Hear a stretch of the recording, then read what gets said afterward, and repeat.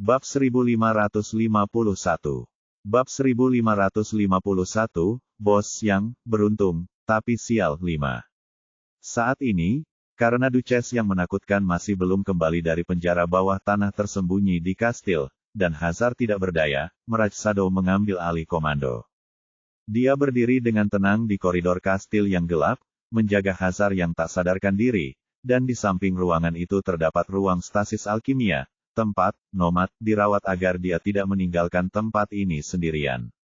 Sikap Mirage Shadow dingin dan disiplin saat dia berdiri di sana seperti patung, memancarkan aura berbahaya yang tidak akan membiarkan siapapun mendekatinya. Seandainya dia mau, dia bisa saja tetap bersembunyi di balik bayangan tanpa ketahuan. Namun, dia memutuskan untuk tidak melakukannya, agar siapapun yang memiliki niat jahat terhadap Nomad atau Hazard akan berpikir dua kali sebelum bertindak. Dia masih memikirkan rangkaian peristiwa yang telah terjadi di kota Pertapa Hitam sejak dia dan Nomad tiba di sana, sampai seorang penjaga berlari ke arahnya, pucat dan gemetar, keringat mengalir deras di wajahnya yang berbalut baju zirah. Mata Mirage Shadow berubah dingin dan penuh peringatan, membuat bulu kuduk penjaga itu merinding, lututnya lemas, dan dia jatuh ke lantai. Penjaga itu tidak bersalah, karena Mirage Shadow secara pribadi telah mengumumkan bahwa setiap anomali yang tidak dapat ditangani oleh pasukan Black Hermit harus dilaporkan langsung kepadanya. Namun dia tidak menyangka waktunya akan tiba secepat ini, dan dia menganggap orang-orang ini agak tidak kompeten. Ada apa? Suara dingin Mirage Shadow terdengar, membuat penjaga itu merasa seperti sedang ditatap oleh Grim Reaper, hampir melupakan masalah sebenarnya. Tuan. Ia terengah-engah, suaranya bergetar karena takut dan tak percaya saat ia mengumpulkan keberaniannya dan melaporkan, sesuatu yang mengerikan telah terjadi di pasar. Beraninya seseorang menyerang meskipun yang mulia ada di sini. Alis Mirage Shadow berkerut di balik tudung jurangnya saat auranya menajam. Jelaskan, mengerikan. Penjaga itu menelan ludah karena ia sangat ingin melarikan diri, tetapi ia tidak bisa. Jadi ia hanya bisa menceritakan semuanya kepada wanita itu. Semua berangkas tokoh-tokoh besar, mereka. Suaranya kembali bergetar. Aura Mirage Shadow menajam, bicaralah. Semuanya sudah dikosongkan. Serunya akhirnya, harta karun, ramuan, artefak, telur binatang buas, semuanya. Dan semuanya menemukan koin dengan nama terkutuk yang sama. Pada saat itu, dia mengeluarkan koin segi 5 itu dan menunjukkannya dengan tangan yang gemetar.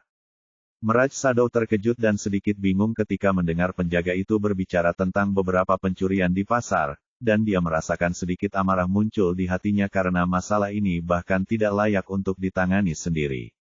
Lagi pula, para penjaga ini dan petugas keamanan pribadi pasar seharusnya lebih dari cukup untuk menangani pencuri kecil yang menimbulkan masalah.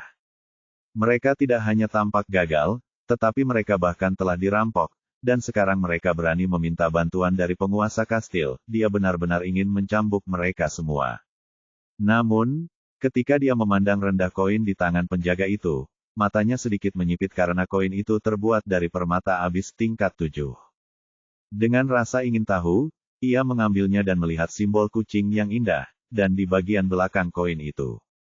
Bos yang sial. Gumamnya, saat nama itu keluar dari mulutnya, sebuah bayangan berkedut di belakangnya, dan Mirage Shadow akhirnya menyadari perubahan itu sambil merinding karena seseorang telah menyelinap ke dalam bayangannya, dan di seluruh kota ini, hanya ada satu orang yang mampu melakukan hal itu. Tanpa ragu, dia berlutut dan memberi salam, "Selamat datang kembali, Yang Mulia. Mohon maafkan ketidaktahuan bawahan saya." Ketika penjaga itu melihat wanita menakutkan itu berlutut di depan bayangannya sendiri, dan kemudian dia mendengar gelar hormat itu, dia hampir pingsan. Pada saat itu, dari bayangan Mirage Shadow, Dread Duchess muncul seperti hantu, tetapi dia tidak membalas sapaan Mirage Shadow, sebaliknya, dia sekarang memegang koin pentagon yang sama yang entah kapan menghilang dari tangan Mirage Shadow tanpa disadarinya. Mirage Shadow akhirnya menyadarinya, dan dia tercengang ketika merasakan Dread Duchess memfokuskan perhatiannya pada koin itu dan merasa sulit dipercaya karena dia tahu tidak banyak hal yang bisa menarik minat Dread Duchess. Jadi itu tujuanmu yang sebenarnya, iya. Gumam Dread Duchess tiba-tiba dengan sedikit gelis seolah-olah dia telah memecahkan sesuatu yang menarik. Tujuan? Tanya Meraj Shadow dengan ragu-ragu. Hehe, Duchess yang menakutkan terkekeh, tetapi ada sedikit kedengkian saat matanya beralih ke penjaga yang gemetar, dan dia berkata, ayo kita jalan-jalan di pasar. Meraj Shadow akhirnya menatap Dread Duchess dengan tak percaya karena dia tahu bahwa Dread Duchess tidak akan pergi ke sana untuk berjalan-jalan, sebaliknya, dia akan mengunjungi para korban dan menyelidiki bos malang ini secara pribadi. Siapakah bos sial ini? Meraj Shadow kini dipenuhi rasa penasaran. Tanda hubung tanda hubung tanda hubung. Angin menderu di sepanjang sisi tebing, membawa aroma logam dari badai jurang dan hiruk-pikuk kota yang kehilangan akal sehatnya di kejauhan. Avatar es berdiri di tepi jurang, jubahnya berkibar di belakangnya, menatap ke atas ke arah kota pertapa hitam yang terukir di gunung seperti sarang taring. Zarya berdiri di sampingnya, melingkarkan kedua tangannya di tubuhnya, dan seringai tipis tersungging di bibirnya saat dia terkekeh. Kurasa mereka sudah tahu. Duchess ada di sana, dan kurasa dia juga melihat pesannya. Dia menatap Zarya dengan bangga, nah, bahkan jika Duchess ingin merahasiakan, bos sial, itu, dia tidak bisa, dan dengan banyaknya toko yang kita rampok, kurasa orang-orang itu tidak akan memberi hormat padanya dan tidak melaporkan ini kepada para pendukung mereka. Dia ragu sejenak sebelum melanjutkan dengan senyum masam, jadi, sekarang kamu akan terkenal, kuharap kamu siap karena tidak ada jalan kembali, terutama mengubah namamu. Zarya terkekeh dengan sedikit rasa tidak senang, jelas tidak puas dengan komentar terakhir S. Aku tidak berencana mengubahnya karena itu sangat cocok untukku. Di sisi lain, matanya berbinar gembira saat melihat status rumahnya, harus kuakui, hanya dengan mencuri sebanyak ini, aku sudah mendapatkan cukup poin rumah, dan cukup mudah mengumpulkan sumber daya. Bahkan lebih mudah daripada pemerasan, maksudku mengumpulkan biaya perlindungan. S hanya bisa menggelengkan kepalanya karena dia tahu Zarya sedang membicarakan apa yang biasa dia lakukan di kota Bengkel Rune. Setelah melirik kota itu untuk terakhir kalinya, S menarik napas perlahan dan melangkah maju. Ayo pergi, katanya, sang Duchess sudah mulai bergerak. Zarya tidak mengatakan apapun dan mengikuti S, lalu mereka menghilang ke dalam malam abadi jurang, tujuan mereka tidak diketahui. Bab 1552, Iblis Darah. Di dalam ruangan luas di mana dinding-dinding obsidian hidup berdenyut perlahan, berirama, seolah-olah jantung raksasa melingkupi ruangan tersebut. Sinar rune berwarna merah tua berdenyut menembus batu hitam, menyinari seluruh aula dengan cahaya yang berkedip-kedip, bersinar sesaat sebelum meredup, lalu bersinar kembali. Setiap denyut nadi mengeluarkan kabut tipis aroma darah hangat dan metalik, dan alasannya sederhana. Tempat ini berada di dalam aula urat merah, tempat tinggal satu-satunya pewaris Markis Bloodfin, Seris Bloodfin. Ruang jantung Seris sesuai dengan namanya, itu bukan sebuah ruangan melainkan sebuah organ. Di tengah ruang jantung, duduk di atas singgasana yang terbuat dari tulang dan kristal merah tua, berbaringlah tak lain dan tak bukan Seris Bloodfin. Sang pewaris Markis adalah sosok yang dipahat oleh kekejaman dan rayuan dalam kadar yang sama.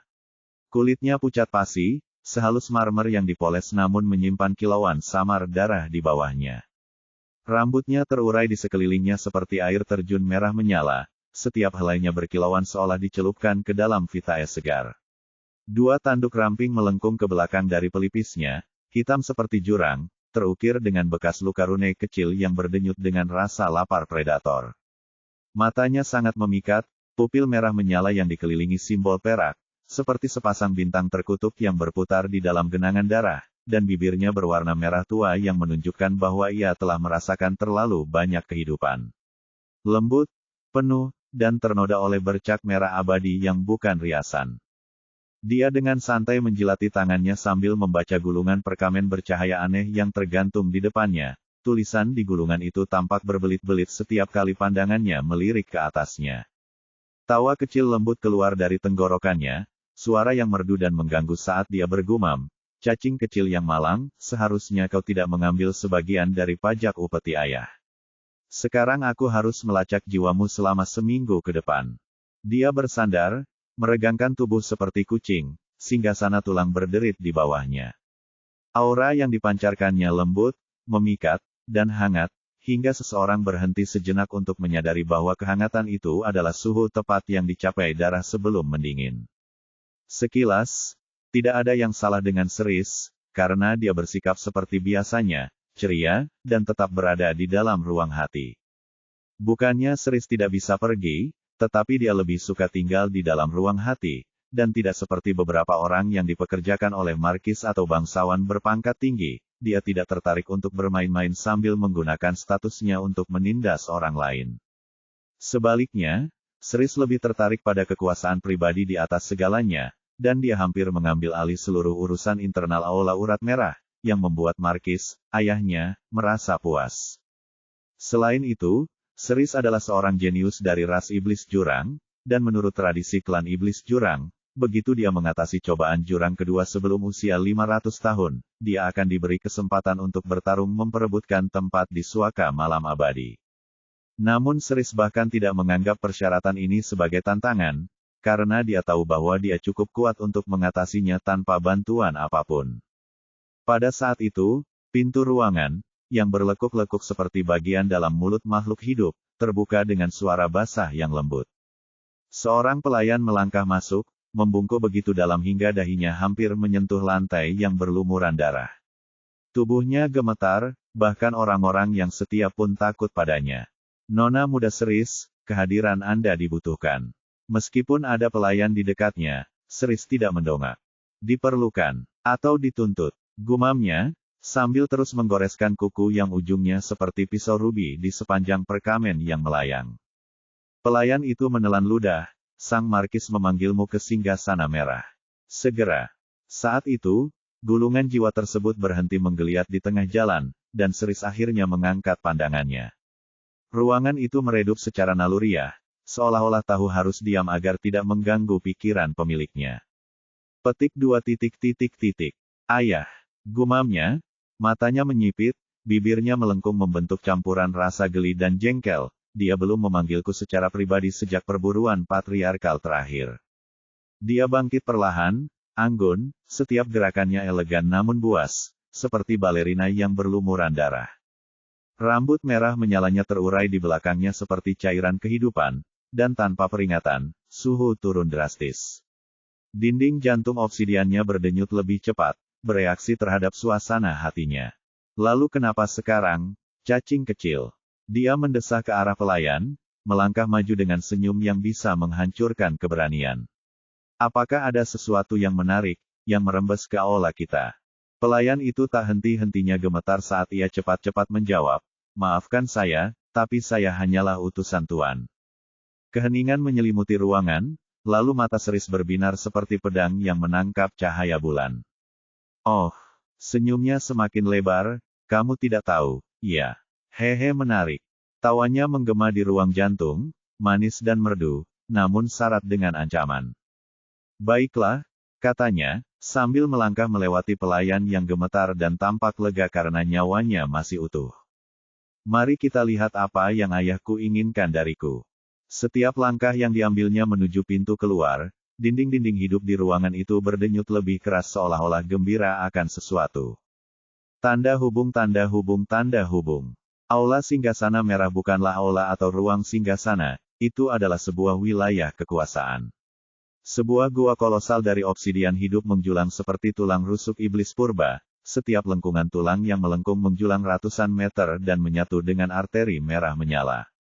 Platform singgasana itu sendiri terletak di atas danau cahaya darah yang membeku, permukaan seperti cermin yang beriak dalam gelombang kental yang lambat, memantulkan setiap denyut nadi di aula tersebut. Setiap detak jantung membuat seluruh aula berhembus, kabut darah melingkar dengan malas di udara, melayang di sekitar panji-panji bergerigi yang terbuat dari urat iblis dan dihiasi dengan lambang klan iblis darah, sebuah hati yang dirantai dan ditusuk oleh 5 cakar merah tua. Di tengah tempat suci yang mengerikan ini duduklah singgasana merah tua, yang ditempa dari tulang, baja rune, dan esensi hidup, menjulang seperti altar pemangsa. Di atasnya duduk Markis Bloodfin, seorang raja pembantaian dalam segala hal kecuali gelar. Tinggi dan berbadan tegap, ia memancarkan kekuasaan dari setiap inci tubuhnya. Kulitnya sama pucatnya seperti marmer abisal seperti seris, tetapi terukir dengan bekas luka rune yang dalam dan berdenyut yang merayap di tubuhnya seperti ular cahaya. Dua tanduk hitam besar melengkung ke atas dari pelipisnya, jauh lebih tebal, lebih panjang, dan lebih bergerigi daripada tanduk putrinya. Rambutnya terurai seperti tirai darah yang diwarnai bayangan, mencapai punggungnya dalam gelombang yang berat. Wajahnya tajam dan berwibawa, ditempa oleh berabad-abad kepemimpinan dan pembantaian. Garis rahang yang tegas, tulang pipis seperti predator, dan mata merah menyala seperti dua matahari kembar yang bermandikan darah. Berbeda dengan daya tarik seris yang ceria, kehadirannya justru menghancurkan, dan hanya dengan duduk, ia menundukkan suasana. Namun ia tidak sendirian di platform itu, di sampingnya duduk makhluk mengerikan lain yang hampir identik dengan seris. Jika seris adalah mahakarya kekejaman yang elegan, wanita ini tampaknya adalah versi aslinya.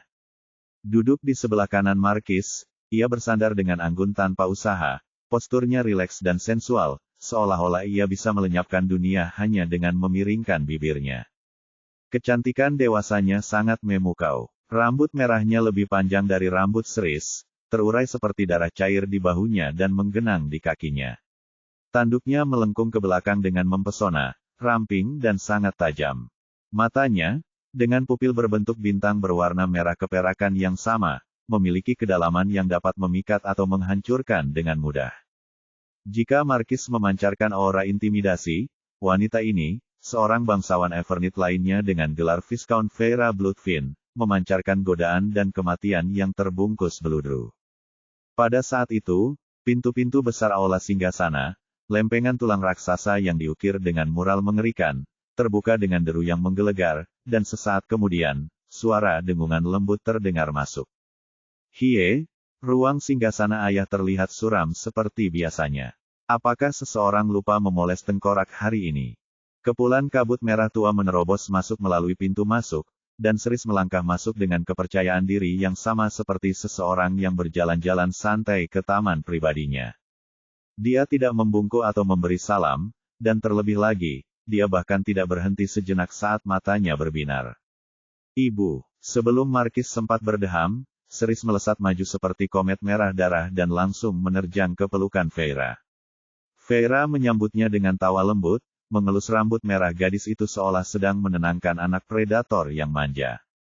Sayangku, gumam Feyre, suaranya bernada melankolis. Kau selalu dramatis seperti biasanya.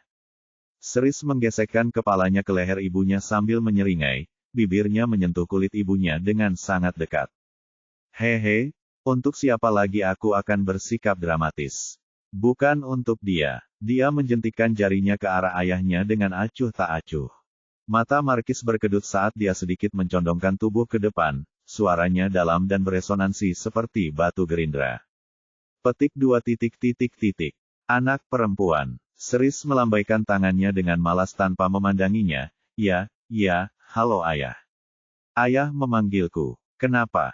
Markis menghela napas perlahan. Dia telah selamat dari berbagai perang, pemberontakan keji, serangan para penguasa agung abisal, namun tak ada yang lebih menguji kesabarannya selain makhluk kecil dan cantik yang menempel pada ibunya seperti ular yang dimanjakan.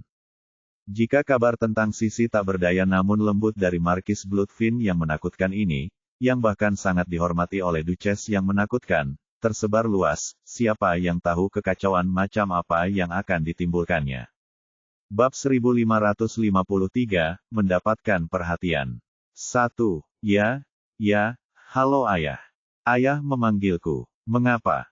Feyre menyeringai sambil menegur dengan nada bercanda, hampir seperti versi lain dari seris, bersikap baiklah, seris. Jantung ayahmu bisa berhenti berdetak. Seris terkikik mendengar ejekan diam-diam ibunya kepada ayahnya, kalau memang begitu, aku tinggal menyalakannya kembali. Lagi pula, jantungnya masih berdetak kencang. Markis memejamkan matanya sejenak dan menghela napas putus asa karena di jurang ini, satu-satunya hal yang tidak bisa ia hadapi adalah kedua wanita yang sangat ia sayangi dan cintai. Petik 2. Dia benar-benar mewarisi lidahmu. Gumamnya sinis. Feyre tersenyum tenang, namun bahaya tersembunyi mengintai di baliknya. Kau mengatakan itu seolah-olah itu tidak menyenangkanmu. Markis Bloodfin tidak berkomentar, sebaliknya, tatapannya mengeras saat ia menatap putrinya. Cukup, Seris, masalah ini penting. Duduklah. Namun Seris malah semakin erat memeluk ibunya, mata merahnya yang ceria berbinar-binar, sama sekali tidak takut dengan Feyre di sisinya. Cukup penting sampai membuatku keluar dari ruang jantungku. Godanya, kalau begitu pasti sesuatu yang menarik. Dengan kesal, dia menatap Feyre dengan penuh arti, jelas ingin Feyre membujuk Seris agar berpikir jernih, tetapi dia terdiam ketika Feyre mengabaikannya dan terus memeluk putrinya. Markis Bloodfin akhirnya menyerah untuk menanamkan sopan santun pada putrinya, selama dia hanya melakukannya saat mereka berdua saja, itu tidak masalah, dan dia tahu bahwa jika ada orang lain di sekitar, Seris akan bertindak dengan pantas. Ini memang menarik. Markis Bloodfin berbicara dengan sedikit nafsu memsa yang berkibar di mata jahatnya, hampir menyerupai mata putrinya, lihat sendiri. Sesaat kemudian, Markis Bloodfin mengarahkan jarinya ke dahi Seris, dan seberkas darah merah melesat ke kepalanya, dan dia tidak menghindar. Begitu semburat merah muncul di dahinya, Seris memejamkan mata, dan Feyre tidak mengganggunya sambil terus membelai rambut putrinya dengan penuh kasih sayang. Jangan terlalu memanjakannya, atau ketika saatnya tiba. Markis Bloodfin mengirimkan transmisi roh kepada Feyre. Namun, sebelum dia menyelesaikan kalimatnya, Feyre menatapnya dengan tatapan mematikan sebagai peringatan dan menjawab dengan dingin melalui transmisi roh, aku tidak ingin membahas itu sekarang. Mari kita lihat saat waktunya tiba. Markis Bloodfin menatap Feyre dengan diam namun penuh makna, mengangguk, dan menghela napas sedih sebelum melirik putrinya dengan penuh kasih sayang. Pada saat itu, ekspresi Markis Bloodfin langsung kembali tegas karena Seris telah membuka matanya, dan matanya dipenuhi dengan keheranan. Dia menatap ayahnya dan bertanya dengan sedikit rasa tidak percaya, apakah semua ini benar-benar terjadi di kota terpencil Black Hermit City itu? Bahkan Yang Mulia pun pergi ke sana. Markis Bloodfin mengangguk dengan serius, memang, informasi ini adalah informasi terbaru yang saya peroleh melalui sumber-sumber saya. Selain itu, dari seorang teman saya telah memperoleh informasi lain yang telah saya bagikan kepada Anda. Selain itu, sekarang, orang-orang lain di dalam Hollow Ring dan wilayah sekitarnya, terutama para adipati lainnya, juga telah mendengar kabar ini. Saat ini, mungkin semua mata tertuju pada kota Pertapa Hitam, dan tindakan Yang Mulia, adipati wanita yang menakutkan. Secercah kecerdasan melintas di mata Seris seolah-olah dia menangkap makna tersembunyi di balik kata-kata ayahnya, dan dia sama sekali tidak tampak seperti gadis manja lagi, melainkan seorang bangsawan yang cerdas. Siapakah, Tuan Muda Pengembara, ini? Sebelumnya dia diikuti oleh penjaga ruang bawah tanah dan membuat Markis Tulang Jurang kehilangan hampir seluruh muka di depan umum. Dan sekarang dia diikuti oleh bayangan Meraj di kota Pertapa Hitam. Terakhir, kekacauan ini tampaknya terkait dengan Tuan Muda Nomad, dan kunjungan pribadi Duchess yang menakutkan ke kota Pertapa Hitam kemungkinan besar juga terkait dengannya. Siapakah dia sebenarnya, dan mengapa Duchess yang menakutkan begitu memperhatikan saya? Seris tak kuasa menahan diri untuk bertanya kepada ayahnya sambil dalam hati menyimpulkan sendiri. Markis Bloodfin mengenal putrinya dengan baik, dan ia hanya berkata, bukankah kau sudah mengambil kesimpulan? Baiklah, aku tetap akan memberikan pendapatku berdasarkan hal lain yang belum kuceritakan padamu. Beberapa malam yang lalu, seluruh Dewan Evernit tampaknya telah melakukan sesuatu, dan saya hanya tahu bahwa dalam peristiwa ini, setidaknya 5 adipati Evernit telah bertindak secara pribadi, dan Yang Mulia, adipati wanita yang menakutkan, termasuk di antara mereka. Tidak ada yang tahu apa yang mereka lakukan karena semua orang merahasiakannya, belum lagi setiap anggota yang terlibat dalam peristiwa ini adalah tokoh penting di tempat perlindungan tersebut, belum lagi Evernit Duchess. Namun, dengan kekuatan sebesar itu yang tiba-tiba berkumpul, orang-orang pasti akan menyadarinya, bukan hanya itu, kekuatan ini dapat dengan mudah memusnahkan 95% dari seluruh dataran abisal. Tetapi tidak ada hal seperti itu yang terjadi, dan mereka semua kembali tanpa ditemukan jejak apapun terkait apa yang telah mereka lakukan. Terakhir, setelah pertemuan misterius ini, Dewan Evernit membuka gerbang Suaka Evernit jauh sebelum waktu yang ditentukan, dan rumornya adalah protokol ini diperuntukkan bagi tamu terhormat Dewan Evernit. Hanya itu yang saya ketahui untuk saat ini. Cerise tercengang ketika mendengar informasi yang menggelikan ini, dan bahkan ibunya, Feyre, pun menunjukkan ekspresi serupa, karena ini adalah pertama kalinya ia mendengar tentang kejadian ini. Tiba-tiba, Cerise sepertinya menemukan sesuatu dan tak kuasa menahan diri untuk berseru tak percaya. Tunggu. Kau menceritakan semua ini tepat setelah mengungkapkan informasi tentang kota pertapa hitam, dan fokus informasi ini adalah Tuan Muda Pengembara ini. Akhirnya, tamu terhormat Dewan Evernit yang akan mereka hadiri pembukaan Suaka Evernit, jangan bilang itu persis Tuan Muda Nomad ini. Feyre juga tercengang saat ia menatap Markis Bloodfin untuk meminta konfirmasi. Meskipun Cerise mewarisi kepribadiannya, pikirannya, semuanya berasal dari ayahnya. Bibir Markis Bloodfin melengkung sedikit, menandakan persetujuan, ini hanya spekulasi, tetapi berdasarkan semua petunjuk, kemungkinan besar itu benar. Karena itulah, sebelum orang lain menyadari hal yang sama, aku perlu menghubungi Tuan Muda Nomad ini dan melihat apakah kau bisa berteman dengannya. Tiba-tiba, ekspresi Markis Bloodfin berubah serius saat dia menambahkan dengan penuh arti, dan siapa tahu, dia mungkin bisa membantumu mengatasi situasimu. Bab 1554, mendapatkan perhatian. 2. Siapa tahu, dia mungkin bisa membantumu mengatasi situasimu. Mata Cerise berkilat dengan niat membunuh yang mengerikan ketika Markis Bloodfin menyebutkan poin aneh ini, dan Feyre memiliki ekspresi serupa saat dia sedikit mengerutkan kening. Jika Yang Mulia, Duchess yang menakutkan, melindungi Tuan Muda Pengembara ini, dan jika dia juga sangat penting bagi Dewan Malam Abadi, maka kurasa mendekatinya tidak akan mudah. Apalagi berteman dengan orang seperti itu, kata Feyre dengan nada datar sambil melirik Markis Bloodfin. Aku setuju denganmu. Namun, Markis Bloodfin mengangguk sebelum menatap Cerise, yang terdiam sambil memancarkan niat membunuh yang samar, dan kilatan cahaya merah darah muncul di matanya. Apakah kau sudah melupakan keempat pengawal, Evil Diva yang telah kau latih sebagai bantuan untuk Evil Diva? Mata Feyre berbinar-binar karena menyadari sesuatu saat ia samar-samar menebak apa yang dimaksud Markis Bloodfin dan tak kuasa menahan senyum kagum saat menatap putrinya.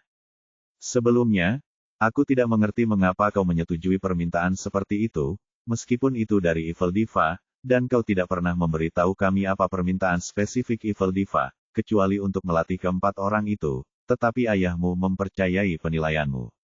Sedangkan saya sendiri mencoba menyelidiki latar belakang mereka, tetapi tidak menemukan apapun dan agak khawatir.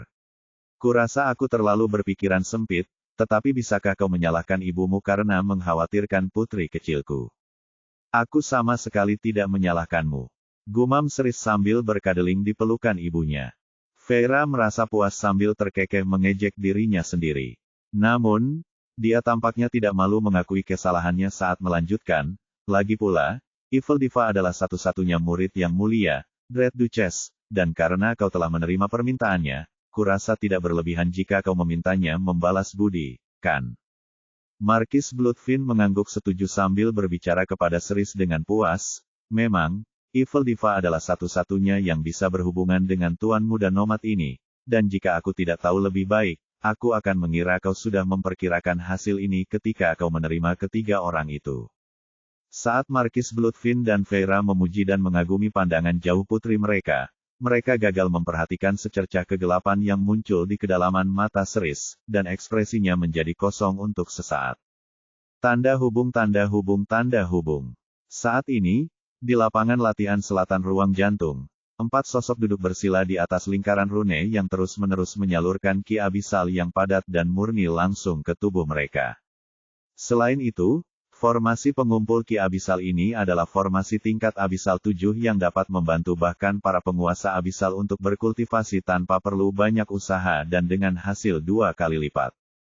Biasanya, formasi ini hanya diperuntukkan bagi Cerise sebagai pewaris Crimson Vein Hall, tetapi sekarang keempat sosok misterius ini menggunakannya, dan bahkan Markis Bloodfin pun tidak menyadarinya. Keempat orang ini persis sama dengan pengiring Evil Diva yang muncul entah dari mana dan menarik perhatian semua orang dari Crimson Vein Hall, termasuk Markis dan Viscount. Alasan dibalik pengawasan mereka tentu saja adalah Cerise, yang tidak pernah menunjukkan minat pada orang lain dan menganggap semua orang sebagai batu loncatan, tiba-tiba membimbing keempat orang itu. Dia akan membimbing mereka atas permintaan Evil Diva.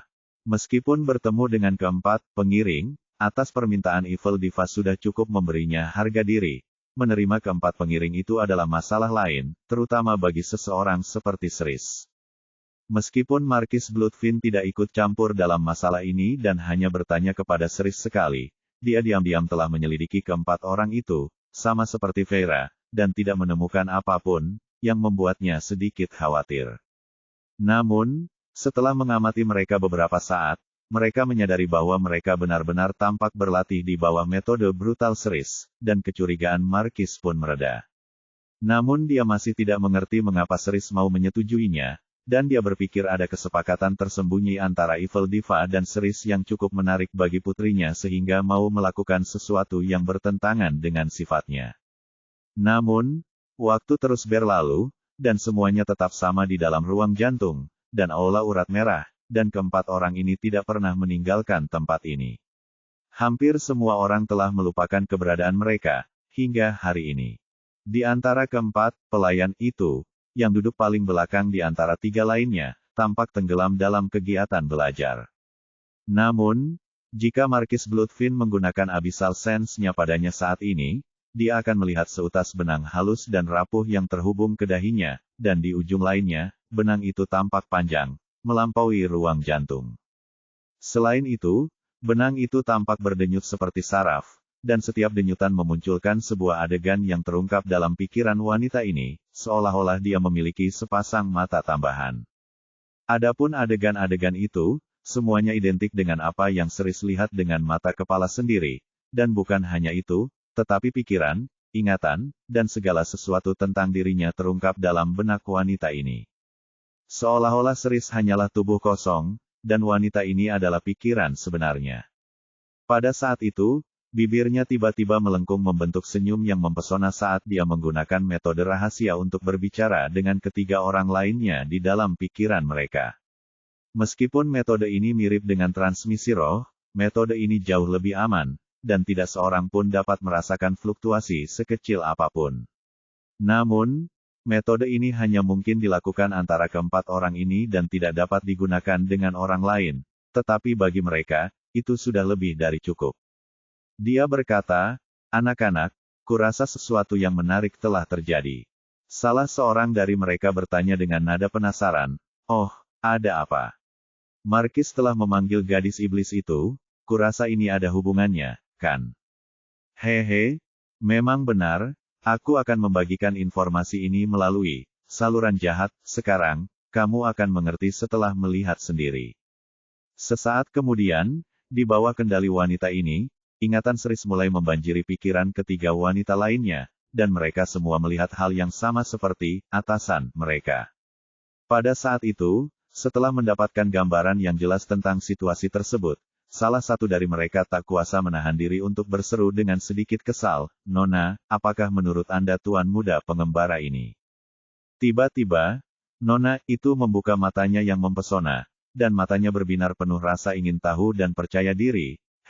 Kurasa sekarang setiap anggota lama tahu tentang pola kerja yang sudah biasa itu. Sungguh, aku lebih dari 90% yakin bahwa tuan muda pengembara ini adalah ketua keluarga kita tercinta. Bab 1555, bertahanlah dari apa yang akan datang selanjutnya. Pada saat ini, di dalam ruang stasis yang sunyi, rune penyembuhan terakhir meredup, larut menjadi bintik-bintik cahaya abisal yang tidak berbahaya. Yang saat ini mengenakan persona nomad, menghela napas pelan seolah baru bangun dari tidur panjang, bukan dari pemulihan yang sengaja diatur. Kelopak matanya berkedip terbuka, memperlihatkan pupil yang masih diselimuti kabut buatan dari seseorang yang nyaris tidak selamat dari cobaan berat. Napasnya tidak teratur, dangkal, bukan karena dia perlu berpura-pura, tetapi karena penampilan itu penting.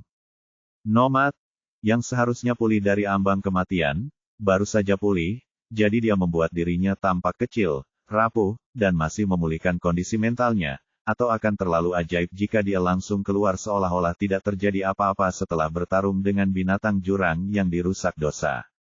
Selain itu, S punya alasan lain untuk berpura-pura seperti itu saat ia mendorong dirinya bangun di ranjang stasis dengan lengan gemetar, menghela napas terbata-bata sambil bergumam, "Hah. Aku tidak percaya aku selamat, dan itu semua karena perawatan yang mulia." Suaranya terdengar serak karena kelelahan yang samar, disorientasi, dan sedikit rasa syukur yang tenang, namun, di dalam hatinya, S tetap fokus sepenuhnya. Sang Duchess telah kembali. Mirage Shadow belum meninggalkan posnya. Semuanya pasti sempurna, pikir S dengan waspada karena dia dapat melihat dengan jelas banyak momen di peta takdir langsung. Selain itu, sudah 3 hari sejak bos sial yang misterius itu melakukan debutnya yang terkenal sebagai pencuri. Seluruh kota Pertapa Hitam mengingat nama itu, terutama di kalangan orang-orang kaya dan berprivilegi di kota tersebut. Terlebih lagi, Dread Duchess tampaknya telah pergi sendiri ke sana untuk melihat langsung, yang menyebabkan gelombang kejutan lain di antara para korban, yang hampir menangis di kakinya dan menuntut keadilan. Meskipun demikian, Dread Duchess tampak acuh tak acuh terhadap mereka, hanya mendengarkan keluhan mereka yang tak ada habisnya, dan beberapa dari mereka bahkan mengungkapkan sikap keras dan tegas para pendukung mereka terhadap pencuri itu, Unlucky Boss. Mereka bertekad untuk menangkap pencuri yang tidak bermoral ini dan memastikan tragedi lain seperti kota tentara bayaran tulang tidak akan terulang di kerajaan Obsidian Myriad, dan malaikat terhormat jahat lainnya tidak akan bangkit lagi. Namun, ini dilakukan untuk menyelamatkan muka karena kota Pertapa Hitam dianggap hanya sebagai kota kecil di dalam dataran abisal yang kolosal. Jika bukan karena tambang Pertapa Hitam, kekuatan-kekuatan itu bahkan tidak akan repot-repot mendirikan cabang di kota ini, apalagi dengan kehadiran Duchess yang menakutkan. Pada akhirnya, kekuatan itu tidak peduli dengan kerugian tersebut karena yang terpenting adalah reputasi dan kredibilitas mereka. Dread Duchess sama saja, dia tidak peduli dengan Black Hermit City, dan jika bukan karena Nomad, dia tidak akan sampai di sini dan mengetahui tentang peninggalan kuno tersebut. Namun kini tampaknya masalah itu telah hilang, dan dia sendiri telah mengkonfirmasinya, yang juga membuatnya sepenuhnya percaya pada cerita Nomad. Kini, masalah paling mendesak bagi Duchess adalah munculnya sekte bintang abadi yang tersembunyi di wilayahnya, dan siapakah bos sial ini. Selain itu, dengan tindakan bos sial baru-baru ini, dia tidak yakin apakah orang ini hanya pencuri kecil yang berada di tempat dan waktu yang salah, atau apakah dia melakukan pencurian itu seperti Eva untuk menutupi tujuan sebenarnya. S diam-diam telah menguping pembicaraan para penjaga dan pelayan di dalam kastil, dan dia mengetahui semua yang terjadi di kota itu. Dia senang telah mencapai tujuannya, tetapi karena itu, dia menjadi lebih berhati-hati agar tidak menunjukkan tanda-tanda yang mencurigakan. Itulah mengapa dia memainkan perannya sebagai nomad yang sedang memulihkan diri dengan lebih hati-hati karena dia tahu ada yang mengawasinya. Pada saat itu, dia meraih tepi tempat tidur sebelum tiba-tiba membeku karena bayangan di belakangnya bergeser seperti air hitam yang melipat ke dalam dirinya sendiri. Awalnya, hanya berupa gerakan samar, riak tipis di dinding sebelum Mirage Shadow melangkah keluar dari siluetnya sendiri. Dia muncul tanpa suara, auranya sepenuhnya terselubung, tetapi kehadirannya tak salah lagi. Seandainya S adalah nomad, yang baru saja pulih dan masih sedikit tidak stabil, dia pasti akan melompat, dan memang itulah yang dilakukannya. Dia tersentak, sedikit mundur, tangannya secara naluriah bergerak ke arah senjata yang tidak ada. S senior Mirage Shadow, serunya, matanya melebar menirukan keterkejutan dengan sempurna sebelum ia menghela napas lega dan tak kuasa menahan diri untuk mengeluh, kau membuatku kaget. Mirage Shadow tetap tegar meskipun penampilannya yang menyeramkan menambah kesan mengerikan pada keberadaannya, dan dia menatapnya dari balik tudung gelapnya, kehadirannya bagaikan dinginnya kuburan. Ketika akhirnya ia berbicara, suaranya terdengar dingin seperti badai yang sunyi, maafkan saya jika saya telah mengejutkan Anda, Tuan Muda, dan saya sangat senang Anda selamat dan pulih lebih cepat dari perkiraan. Ini tidak mungkin terjadi tanpa bantuanmu, senior, dan aku tidak akan melupakan kebaikan ini. S berpura-pura berterima kasih karena bagaimanapun juga Mirage Shadow lah yang telah menyelamatkan Nomad. Mirage Shadow berhenti sejenak seolah sedang menilainya, aku hanya menyelesaikan tugas yang Mulia percayakan kepadaku dan hampir gagal. Secercah rasa kesal tersirat dalam nada suaranya, dan Es tersentak saat merasakan hawa dingin menjalar di punggungnya. Apakah dia marah karena aku meninggalkannya di sana? Kurasa Duchess yang menakutkan pasti telah menegurnya. Namun, sebelum Es sempat menjelaskan, nada suara Mirage Shadow kembali tenang saat ia berkata, bagaimanapun, karena kau sudah pulih, itu yang terpenting. Sekarang, Yang Mulia telah menunggu. Es terkejut, mengetahui apa maksudnya, tetapi di luar, dia berkedip, tatapannya dipenuhi kebingungan. Mengapa Yang Mulia menungguku? Mirage Shadow tidak menjawab karena dia merasa itu tidak perlu, karena bayangannya meluas di bawah kakinya, sulur-sulur gelap melengkung keluar seperti lengan yang menyambut. Dia melangkah lebih dekat di bawah ekspresi terkejut nomad sambil bergumam, silakan berdiri, Tuan Muda, Yang Mulia tidak menyukai penundaan. Nomad menelan ludah dengan susah payah sebelum mengangguk, aku mengerti. Dia memaksakan diri untuk berdiri, sedikit terhuyung-huyung, seolah-olah penyembuhan itu belum sepenuhnya bekerja, dan sebuah tangan bersarung tangan menangkap lengannya, menstabilkannya. Suatu tindakan yang begitu tak terduga sehingga Es hampir kaku karena Mirage Shadow tidak melihat seseorang yang akan menyentuh orang lain kecuali diperintahkan. Suaranya sedikit melunak, hampir tidak terasa, namun tak salah lagi. Kau selamat dari tambang, katanya dengan nada rendah, sekarang kuharap kau bisa selamat dari apapun yang akan terjadi selanjutnya. Es benar-benar terkejut kali ini karena dia tidak tahu apa maksud Mirage Shadow dengan kata-kata itu, dan sebelum dia sempat bertanya padanya. Pada saat itu, bayangan Mirage Shadow melebar membentuk lingkaran di bawah mereka, membentang seperti tirai yang ditarik terbuka untuk memperlihatkan jurang maut sebelum bayangan itu menelan mereka.